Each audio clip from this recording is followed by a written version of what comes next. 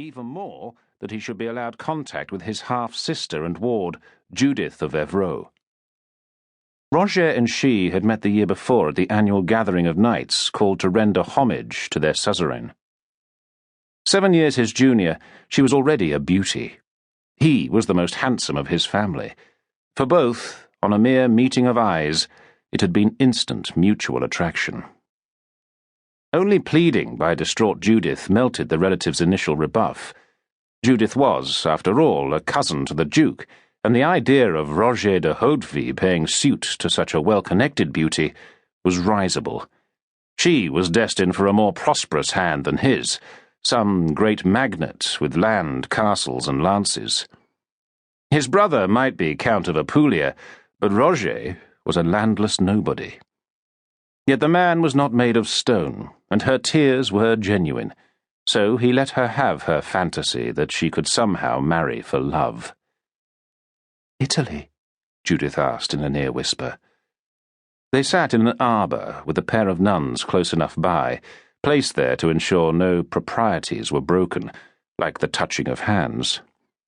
Roger, tall, blonde, and blue-eyed, had been treated by these brides of Christ like some kind of rabid despoiler, and when the two youngsters sat, their chaperones had ensured there was a gap between them of a full arm's length.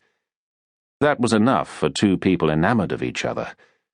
They sat quietly, talking in the way only those who have deep affection for each other can, inconsequential to a listener, heart-searing to the participants.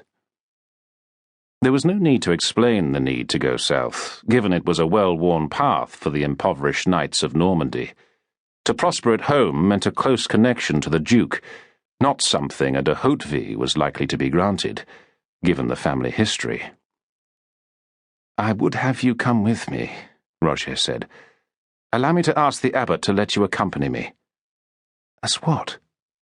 "As my wife, Judith. What else?" There was no need to utter a refusal. Her crestfallen look was enough. "I had to beg for this, Roger, a few moments alone, and you know I cannot wed anyone without the permission of Duke William. I am his to give away.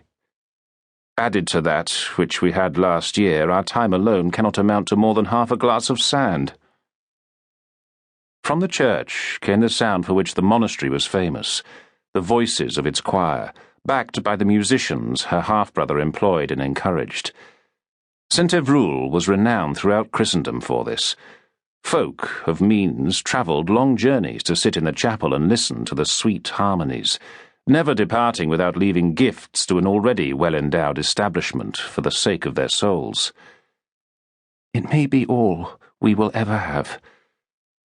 If you go to Italy, I may never see you again." "I have lances with me."